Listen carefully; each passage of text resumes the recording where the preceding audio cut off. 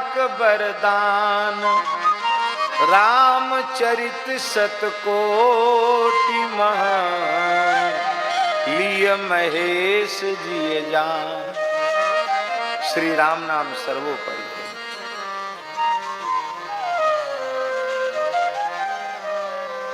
कहूँ कहाँ लगी नाम बड़ाई, राम न सकहीं नाम गुण गाई। और ऐसा राम नाम दे दिया तो इसके बदले में गुरु जी को क्या भेंट करूं? मेरे मन में हौस रही आई,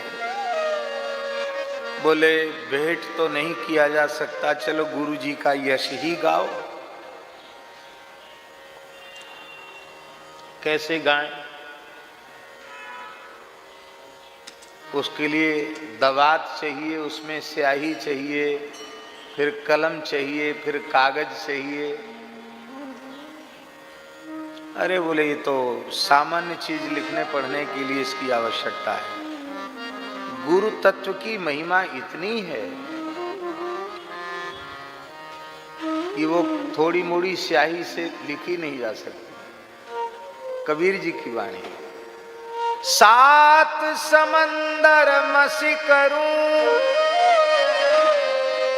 सुर तरु कलम बनाए, सब धरती कागज करूं, गुरु गुण लिखा न जाए। सात समुद्रों की स्याही बना लूं, सारी धरती को कागज बनाकर और कल्प वृक्ष को ही कलम बनाकर लिखूं, जन्म भर लिखूं, तो भी गुरु जी की महिमा गाई नहीं जा सकती।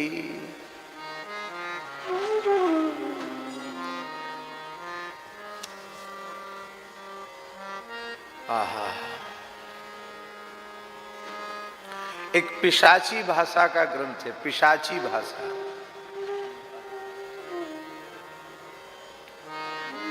उस पिशाची भाषा के ग्रंथ का नाम है प्रसंग पारिजात।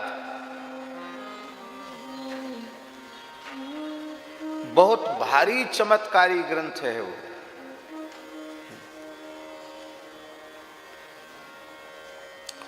उसमें पैशाची भाषा की अष्टपदियां हैं और उन अष्टपदियों में चरित्र है श्री रामानंदाचार्य जी का। भाषा पिशाचों की है, उसको पैशाची भाषा कहते हैं। अब कोई उदाहरण होता तो हम, पुस्तक होती तो हम एक आध कुछ कुछ पढ़ के सुनाते।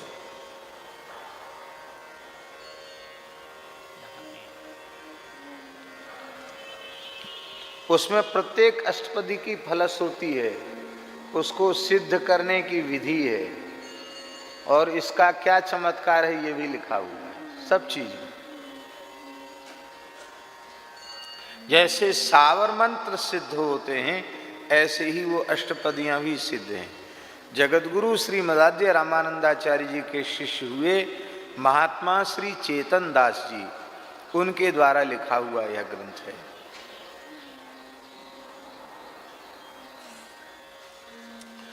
उसको बहुत प्रामाणिक माना है साहित्यकारों ने,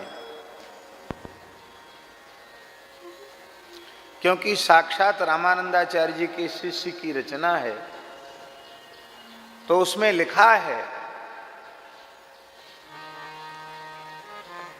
हमारे जो दिल्ली से भैया आए हैं उनको विशेष रूप में माने एक प्रामाणिक बात उसमें लिखा है प्रसंग पारिजात में कि कबीरदास जी के दीक्षित होने के बाद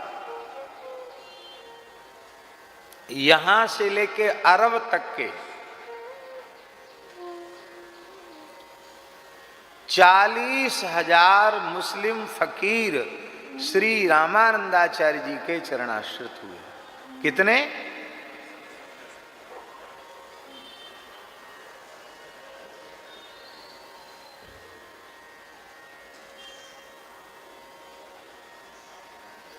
इसलिए लिखा है द्राविड़ भक्ति उपजी लाए रामानंद, कबीर ने प्रगट करी सतदीप 9 खंड।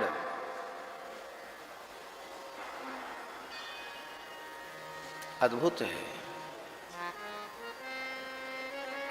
और यदि यवन कुल में उनका पालन पोषण न होता तो ये लाभ नहीं मिल सकता था।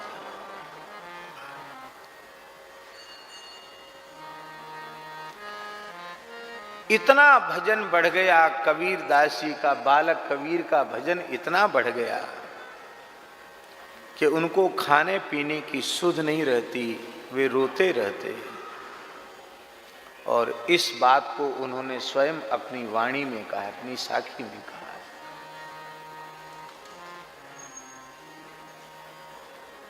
उनकी विरह दशा है। अंकणिया झाई पड़ी, पंथ निहार निहार, जीवड़िया चाला पड़ा, राम पुकार पुकार। अपने राम जी के दर्शन की व्याकुलता में आंखों में झाई पड़ गई। बाट जोते जोते, पंथ निहारते निहारते, राम राम पुकारते पुकारते जीभ में छाले आ गए।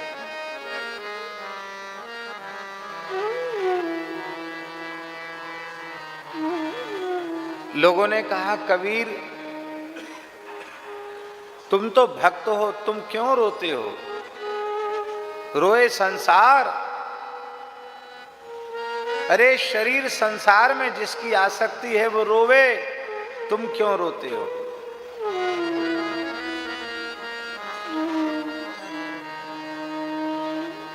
साधु सुखी और जग दुखी।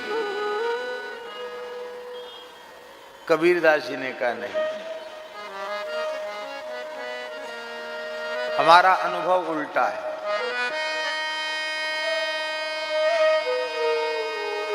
क्या अनुभव है आपका?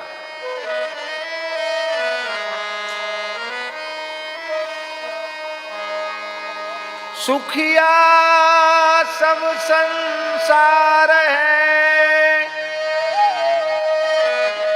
खावे अरु सोवे, दुखिया दास कबीर है, जागे अरु रोवे। दुखिया दास कबीर है, जागे अरु रोवे।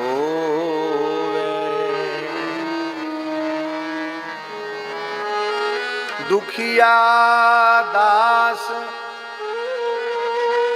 कबीर है, जागे अरु रोवे।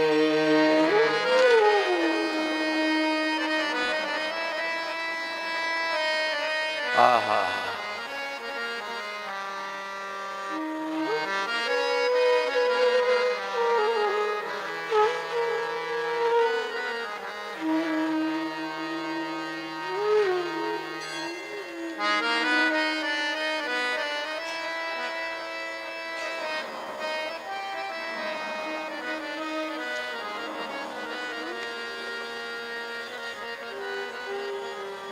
इतने विरह के पद हैं, इतने शब्द हैं कि उनको हम क्या वर्णन करें।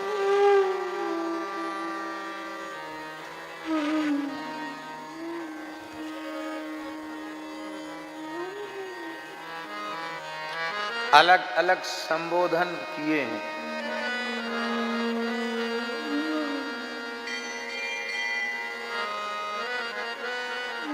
ठाकुर जी को जोगिया कहा, ठाकुर जी को अवधू कहा, अवधू।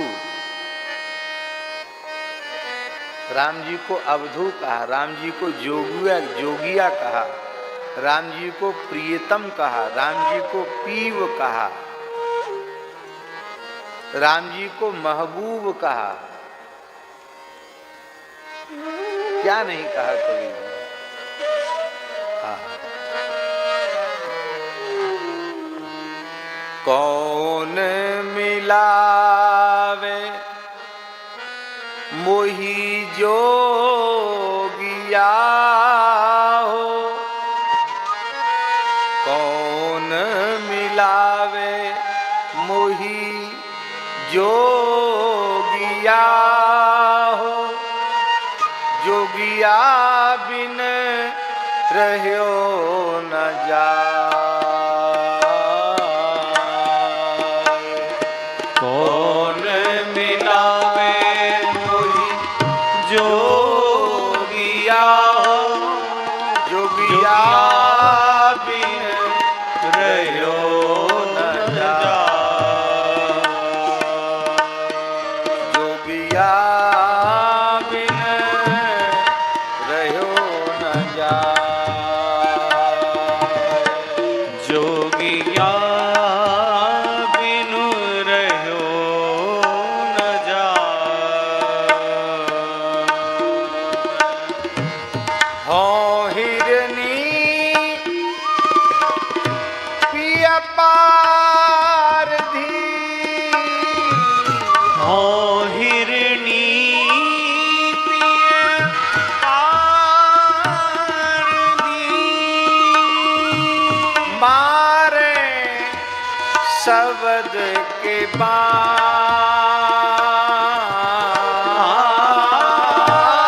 मारे शब्द का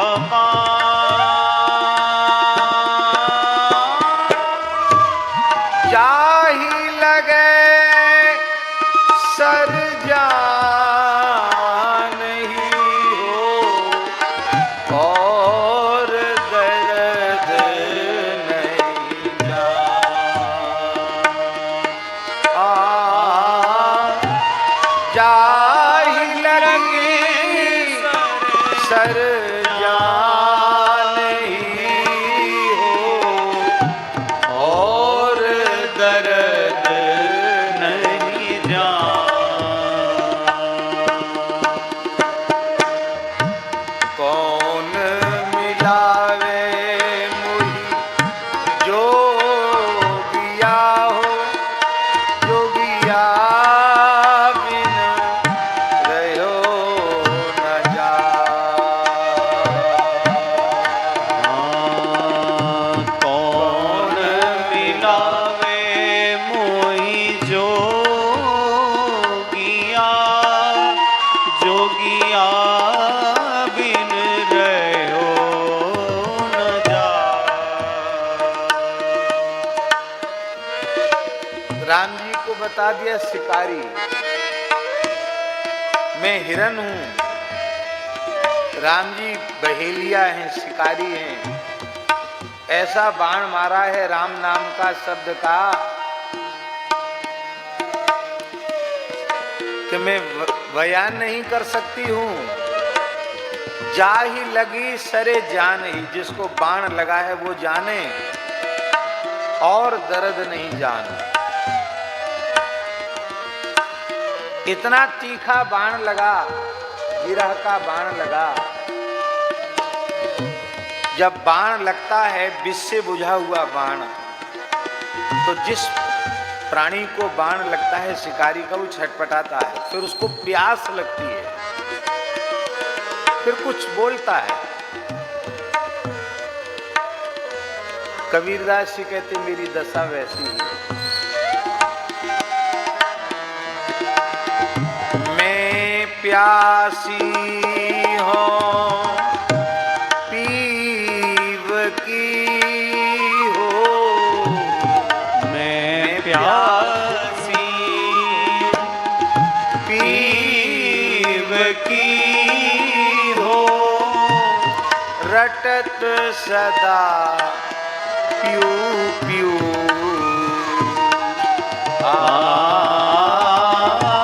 रटत सदा पिय पीवे।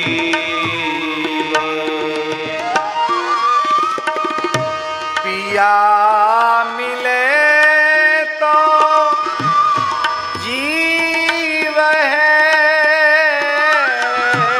पिया मिले तो जीव है, ना तो सहज त्यागूं जी, ना तो सहज त्यागू जीव। कौन यदि प्रियतम नहीं मिले तो मेरे प्राण निकल जाएंगे। कौन मिलावे वही जोगिया हो, जोगिया बिन रह्यो न जाए। कौन मिलावे मोहि जोगिया,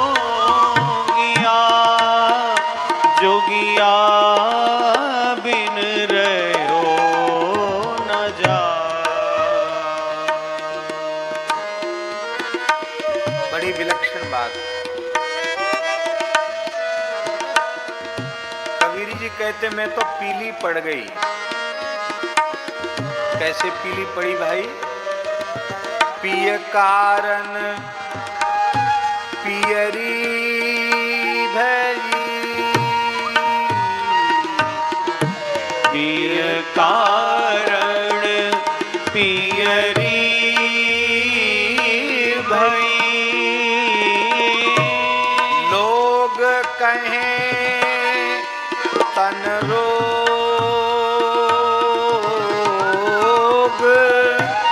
लोग कहें तन रोग,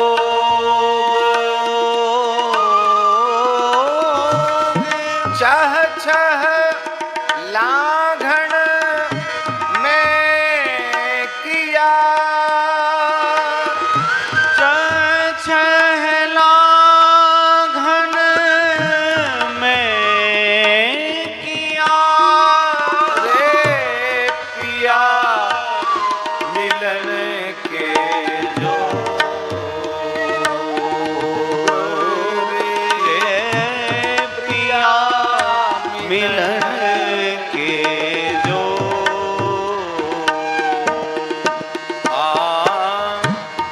कौन मिलावे मोहि जोगिया हो, जोगिया बिन रह्यो न जाए।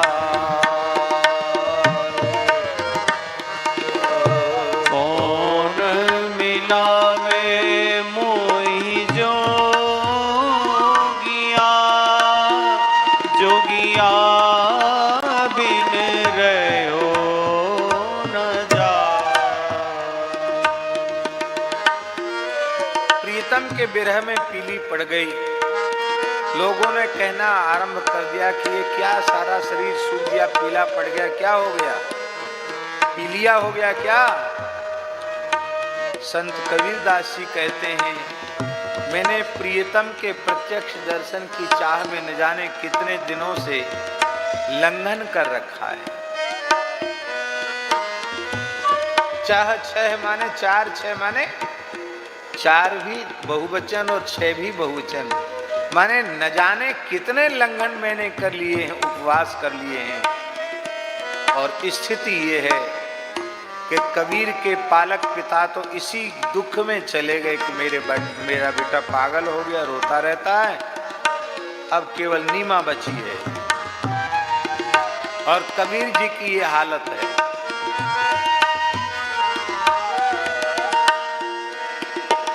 हाँ हाँ, क्या बढ़िया बात। ठाकुर जी को जोगिया और अपने को जोगनी। बोलो भक्तवत्सल भगवान की जय। राम जी को जोगिया और अपने को जोगनी। खुद से कह रहे हैं। कहे कबीर सुन जोगिनी हो, कहे कबीर सुन जोगिनी,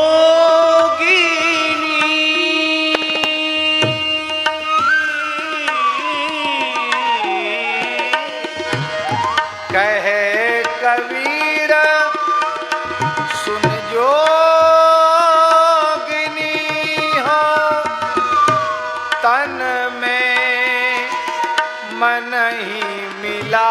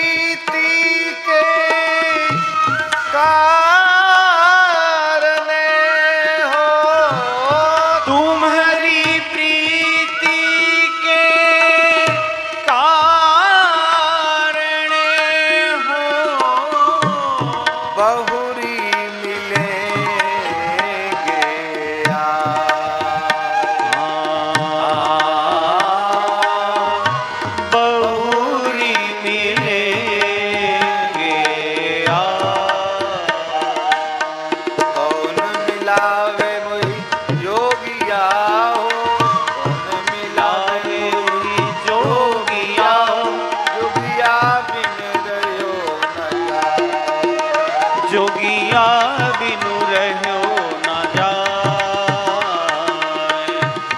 कौन मिलावे मोहि जोगिया, जोगिया बिन रहो न जाए,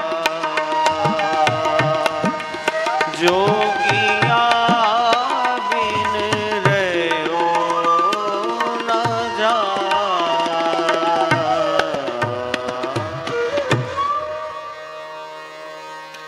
और विरह में व्यथित कबीर का चित्त जब सर्वथा निर्मल होता है, इसी बात को गोस्वामी जी ने अपने शब्दों में कहा।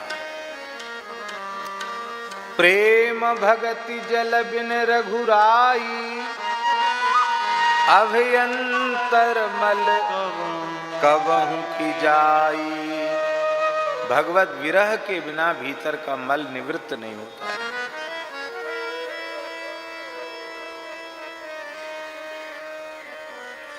धातु की खोट कब निकलती है? जब वो धातु गर्म की जाती है, पिघलती है धातु, तो उसकी खोट निकल जाती है। खोटे सोने को पिघलाते हैं, गर्म करते हैं, तो खोटा खोटा ऊपर आ जाता है, उसको चिमटी से निकाल के बाहर कर देते हैं। एकदम खरा सोना होता तब उसको फिर ढाला जाता है।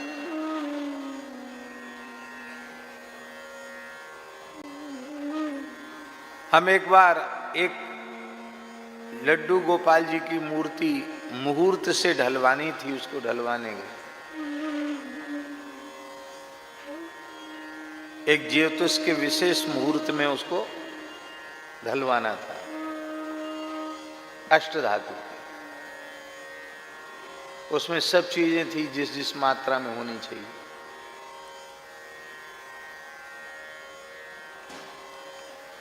अब मुहूर्त से ढलवाना तो आंखों के सामने ढलवाना पड़ेगा, तो हम सब गए, वृंदावन की बात है। तो सब चीज उसने डाली, गरम किया, सुहागा डाला, और फिर जब वो एकदम जैसे दाल वगैरह पतली हो जाती है ना, ऐसे वो डंकी से ऐसे ऐसे करे उसको, आंखों देखी बात। और ऊपर खोटी खोटी जो धातु थी वो ऊपर आ गई, तो चिमटी से निकाल निकाल के वो बाहर करे। इसके बाद बोले महाराज देखो एकदम शुद्ध हो गई अभी अष्ट धातु। और फिर सांचे में उसको ढाला और थोड़ी देर में सांचा खोला, थोड़ी देर में। तो वैसे तो लाल जी पीले निकले, लेकिन जब निकले सांचे एकदम लाल। बोले आप लोग सब कहते हैं ना लाल जी, अब हैं लाल जी, अब इनको छुओ।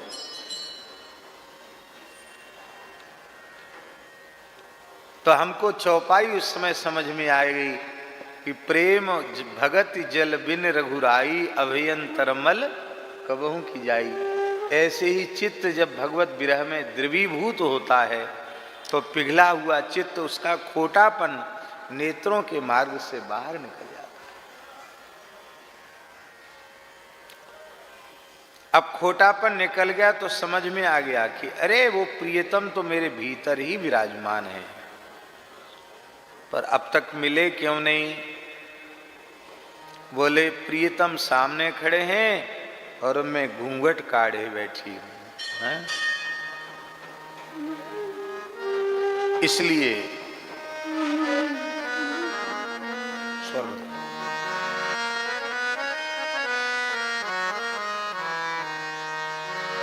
घूंघट का पट खोल री तो ही पिया मिले।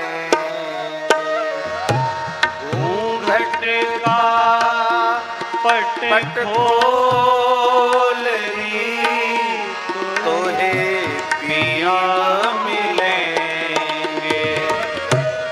घूंघट का पट खोल री तो हे पिया मिलेंगे।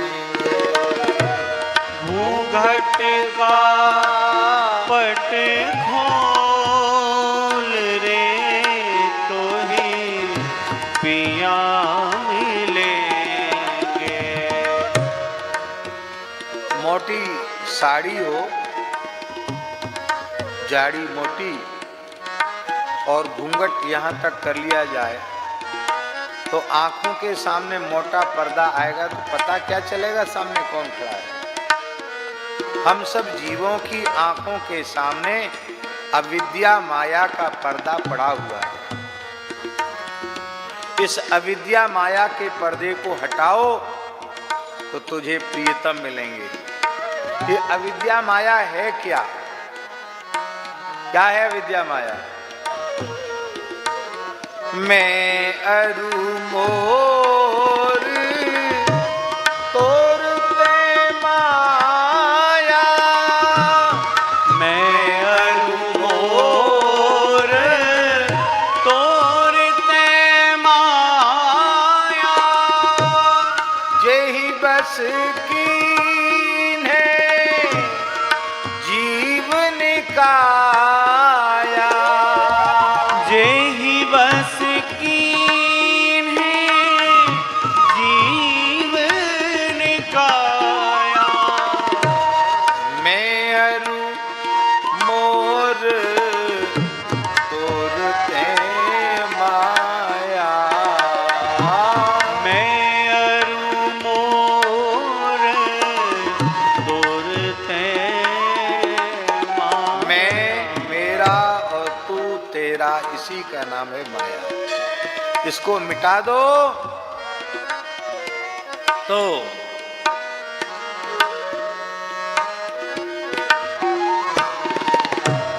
घूंघट का पट खोल री तुझे पीव मिलेंगे। घूंघट का पट खोल रे तोहे पीर मिलेंगे।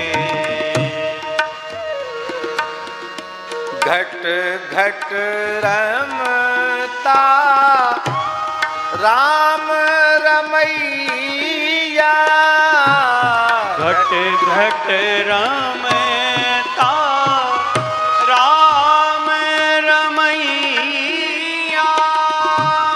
घट घट रमता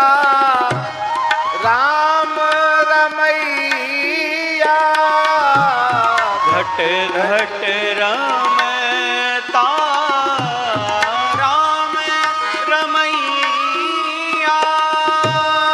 कटुक बचन मत बोल रे, हाँ कटुक बचन मत बोल रे तोरे। कटुक बचन मत बोल रे, तुझे पिया मिलेंगे। घूंघट का पट खोल रे तोहे पिया मिलेंगे। ये रंग महल है, ये मानव शरीर ही रंग महल है। 9 इस महल के 9 दरवाजे हैं और इसी में प्रियतम विराजमान है। वो कैसे हैं? परम प्रकाश रूप प्रियतम है। रंग महल में दीप बरत है, रंग महल में दीप बरत है। आसन से मत डोल रे, आसन से मत डोल रे। कहत कबीर सुनो भाई साधो, कहत कबीर सुनो भाई साधो। अनहद बाजत ढोल रे, अनहद बाजत ढोल रे। घूंघट का पट खोल री, तुझे पिया मिलेंगे। घूंघट का पट खोल रे तोए पिया मिलेंगे। प्रियतम मिल गए। 2 बातें हैं। बहुत से लोग कहते हैं कि पहले जो जीवन के अत्यंत आवश्यक काम हैं उनको कर लो, भगवान का भजन पीछे करना अथवा भगवत प्राप्ति की बात पीछे कहना। अभी तो बचपन में कहेंगे, अभी तो खेलने खाने की उम्र है। और जब बड़े हो गए, चाई माई हो गई। चाई माई जानते हो ना, पाणी ग्रहण। बंधन खूंटा से बंध गए, और जब खूंटा से बंध गए तो उसके बाद फिर पहले इस समय खेलने खाने में चला गया। अभी तो खेलने खाने के दिन हैं, और फिर खाने कमाने के दिन है, कमाने खाने के दिन है।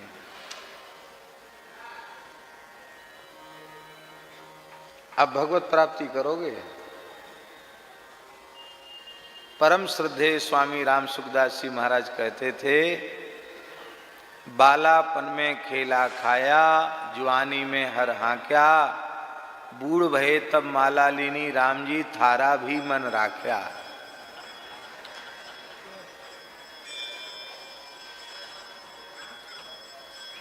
अरे भाई, राम जी का मन राख्या, उससे राम जी को क्या? तुम्हारे भजन से दुबले पतले हो रहे हैं कि मोटे तगड़े हो रहे हैं? शतम विहाय भोक्तव्यम, 100 काम छोड़कर भोजन करो।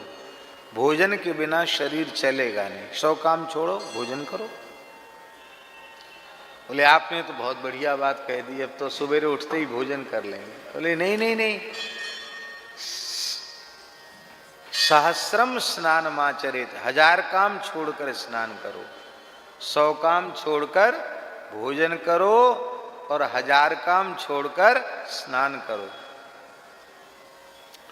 बोले बस फिर खाने और नहाने दोनों में ही लगे रहेंगे, तीसरा काम ही नहीं करेंगे। बोले नहीं, लक्ष्यम विहाय दातव्यम, लाख काम छोड़कर दीन दुखी दरिद्रों की सेवा करो।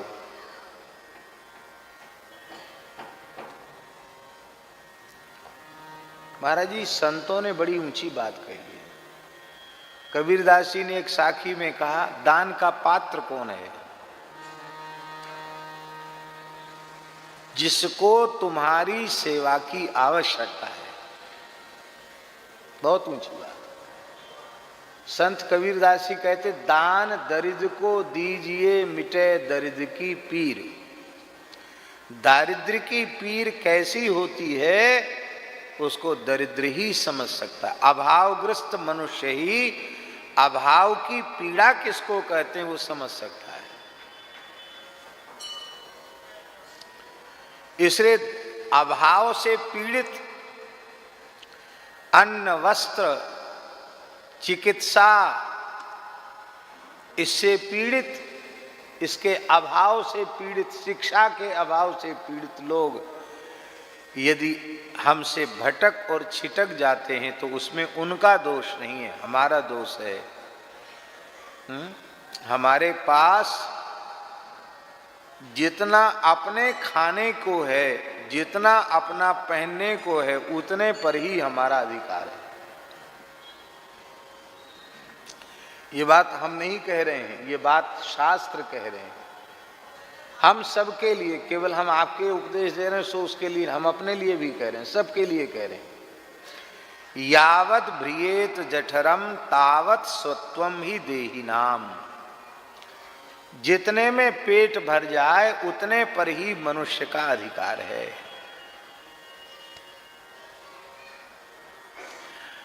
जितने में तन ढक जाए उतने वस्त्र पर तुम्हारा अधिकार है। जितने में भूख बुझ जाए उतने अन्न पर तुम्हारा अधिकार है। इससे अधिक यदि तुम अंग संग्रह कर रहे हो और दूसरे अन्न और वस्त्र के अभाव में छटपटा रहे हैं, तड़फ रहे हैं, तो अधिकम यो भी मन्येत, उपनिषद का भी मंत्र है और भागवत जी का भी श्लोक है, एक सही है।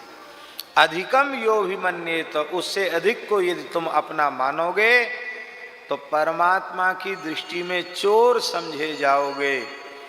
और यहाँ की अदालत में भले ही तुम्हें सजा न सुनाई जाए, लेकिन उस अदालत में तुम सजा भोगे बिना बच नहीं सकते। सस्तेनो, वह चोर है और चोर को तो दंड मिलता ही है। सस्तेनो दंडम अर्हति।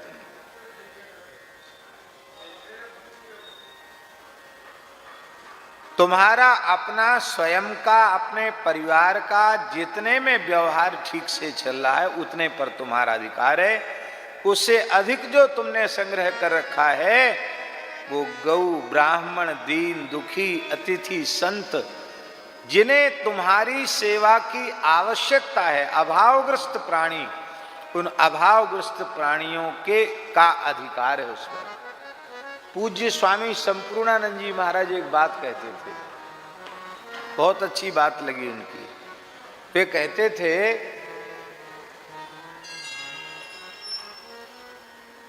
कि जितने में तुम्हारा व्यवहार चल रहा है उतने धन पर तुम्हारा अधिकार है। जो तुम्हारे व्यवहार के अतिरिक्त तुम्हारे पास जमा भी है वो तुम्हारा नहीं है।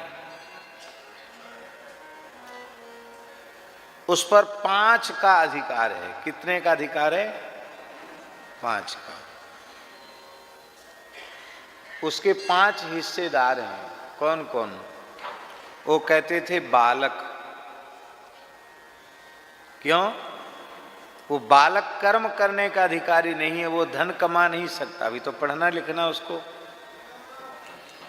तो बालकों पर, बालक माने ये नहीं कि अपनी दाल में घी डाल लो।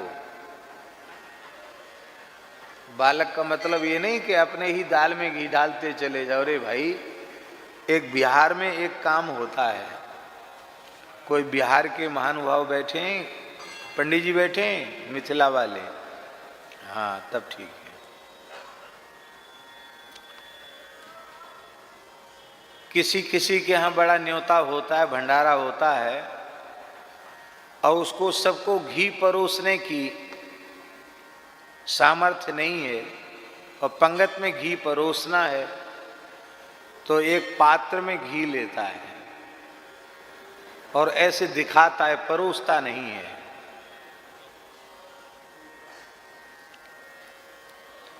अब वो घी को देखकर लोग कहते हैं दिखली सो खैली। क्या कहते हैं? दिखली सो खैली, माने देख लिया मानो खा ही लिया। हाथ जोड़ें, दिखली सो खैली, दिखली सो खैली, दिखली सो खैली।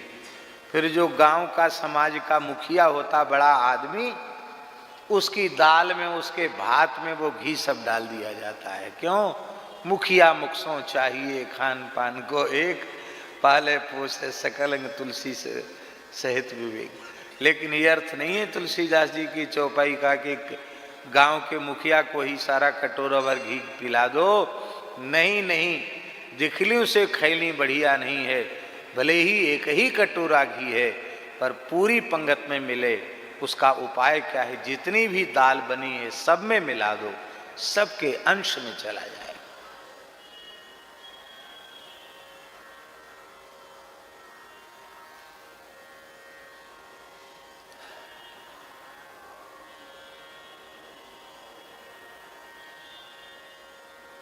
एक व्यक्ति हमको मिला एयरपोर्ट पर, अंग्रेज था। हमारी वेशभूषा देखकर हमारे निकट आया।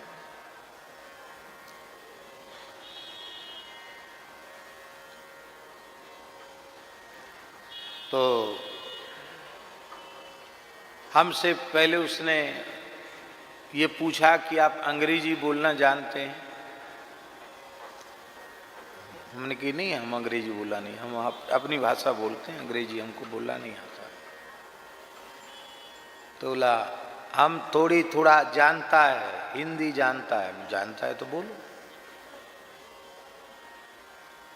आपके साथ कुछ बातचीत कर सकते हैं, हम यहाँ कर सकते हैं। आप लोग क्या करते हैं? कई बातें पूछी उसने।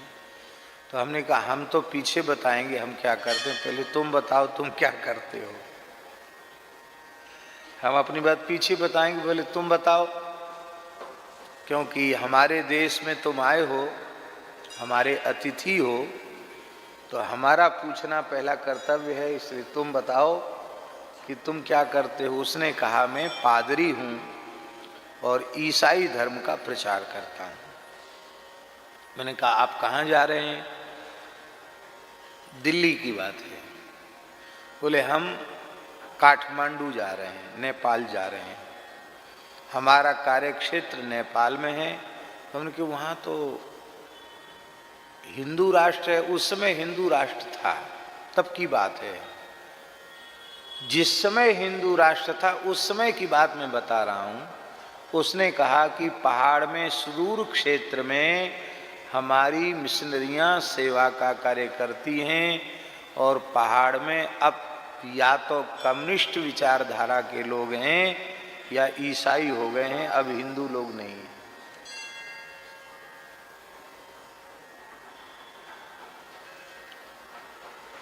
और उस व्यक्ति ने एक बात कही, उसने कहा कि आप लोग वाला जो पादरी है ना, वो वहाँ नहीं दिखाई पड़ता है, वहाँ तो हम ही लोग काम कर रहा है। ये बात हमको चुभ गई का मतलब हमको लगा कि उस व्यक्ति ने सही बात कह दी। अपनी टूटी फूटी भाषा में मनोभाव व्यक्त कर दिया कि आप लोग धर्म प्रचारक भले ही अपने को मानते हो, लेकिन आप लोग वहाँ नहीं हैं जहाँ पहुँचकर हम लोग धर्म प्रचार कर रहे हैं।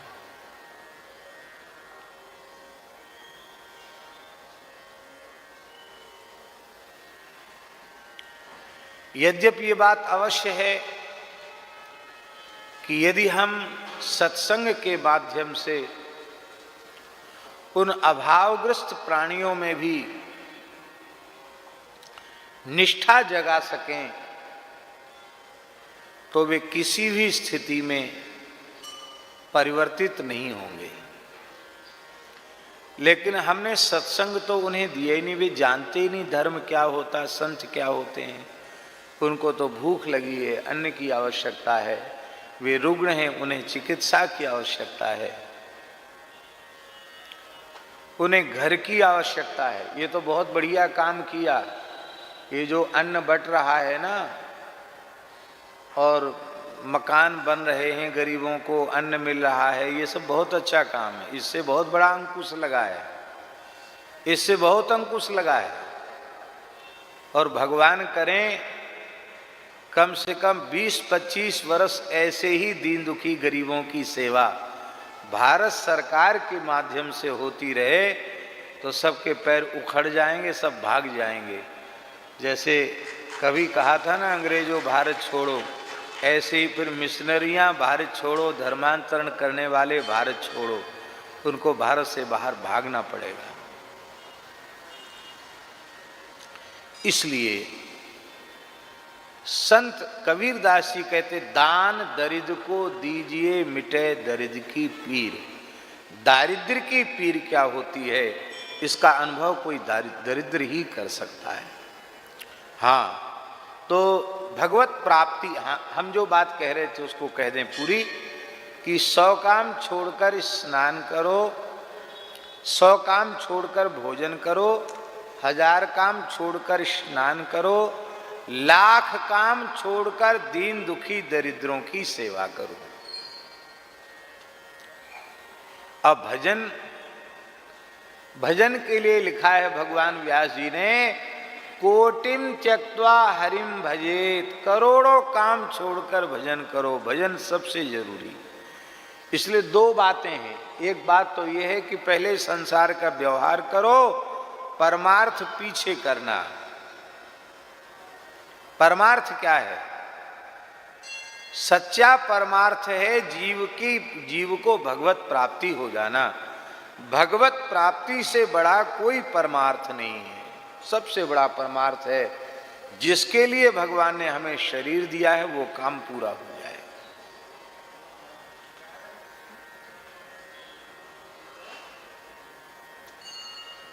बहुत खरी बात कहने जा रहे हैं हम। कई बार भगवत साक्षात्कार के बिना, भगवत प्राप्ति के बिना जो परमार्थ के नाम पर लोक व्यवहार में पड़ जाते हैं, वो परमार्थ फिर केवल कहने को परमार्थ रह जाता है। कई बार अपने मान बढ़ाई, प्रतिष्ठा और अपने अहंकार के पोषण का केवल जरिया बनकर रह जाता है, माध्यम बनकर के रह जाता है। इसलिए यदि ईमानदारी से कोई हमसे पूछे तो पहले भगवत साक्षात्कार कर लो। भगवत साक्षात्कार करना क्या है?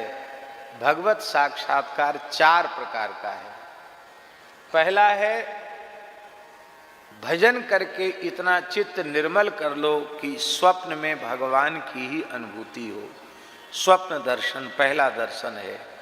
दूसरा दर्शन है ध्यान में भगवान का दर्शन। तीसरा दर्शन है भगवान का प्रत्यक्ष दर्शन। और अंतिम दर्शन है समस्त प्राणियों में भगवान का दर्शन, चराचर में भगवान का दर्शन। ये अंतिम दर्शन है, यहां तक पहुंचना है। स्वप्न दर्शन से ध्यान दर्शन तक, ध्यान दर्शन से प्रत्यक्ष दर्शन तक, और प्रत्यक्ष दर्शन के बाद फिर सर्वत्र भगवत दर्शन। सब में भगवान है। इतनी अवस्था हो जाए और इसके बाद फिर आप जो कुछ भी करोगे वह विशुद्ध परमार्थ बन जाएगा। आप करोगे व्यवहार और हो जाएगा परमार्थ। और इसके बिना आप करोगे परमार्थ, नाम रह जाएगा परमार्थ का, हो जाएगा स्वार्थ, रह जाएगा केवल व्यवहार। और फिर स्थिति क्या होती है?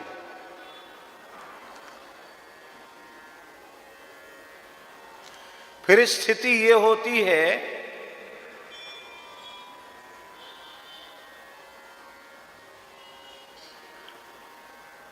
बहुत बहुत ध्यान देकर के सुने। फिर स्थिति ये होती है कि हम में जो वस्तु नहीं है